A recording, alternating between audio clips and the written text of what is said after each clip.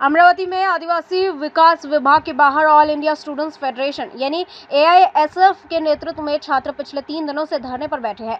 उनकी मांग है कि पंडित दीनदयाल उपाध्याय योजना के तहत लंबित DBT राशि तत्काल लाभार्थी विद्यार्थियों के खातों में जमा की जाए। आंदोलन की जानकारी मिलने पर कांग्रेस सांसद बलवंत वानखेड़े मौके पर पहुंचे और छात्रों से मुलाकात की। इसके बाद उन्होंने विभागीय अधिकारियों से चर्चा कर लंबित राशि जल्द जारी करने के निर्देश दिए।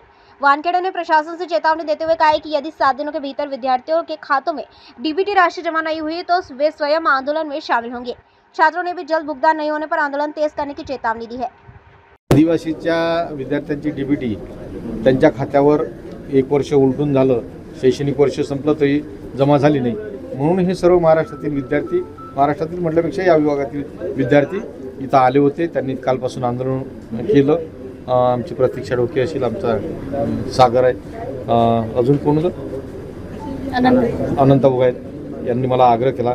मी विद्यार्थ्यांच्या या कार्यक्रमासाठी, या आंदोलनासाठी भेटीला आलो आणि साहेबांसोबत, आयुक्त साहेबांसोबत चर्चा केली। येणाऱ्या 7 दिवसात तो प्रश्न निकाली निघेल असं त्यांच्या वतीनं आश्वासन मिळालं, म्हणून विद्यार्थ्यांना सुद्धा सांगितलं की आपण 7 दिवसाच्या आत ते मिळणार आहे आणि त्यामुळे आपण आंदोलन आपलं मागं घ्यावं। त्या विद्यार्थ्यांनी ऐकलं, त्यांनी सुद्धा आंदोलन मागं घेतलं आणि साहेबांना सुद्धा सहकार्य केलं। मी दोघांनाही त्यांचं अभिनंदन करतो, त्यांचे आभार मानतो। मी स्वतः या ठिकाणी 7 दिवसाच्या आत जर पैसे जमा झाले नाही तर मी स्वतः या ऑफिसमध्ये मी विद्यार्थ्यांच्या वतीनं आंदोलन करणार आहे।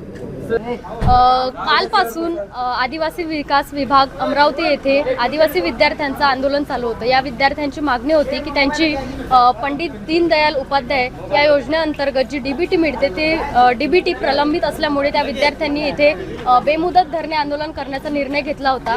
परंतु काल आणि आज हे धरणे आंदोलन चाललंय आणि आज खासदार साहेबांच्या समर्थनामुळे आणि आयुक्त साहेबांनी आम्हाला आश्वासन दिलंय की येत्या 7 दिवसात ते आमची मागणी पूर्ण करणार आहे आणि त्यांच्या आश्वासनामुळेच आज आम्ही हे आंदोलन मागे घेत आहोत।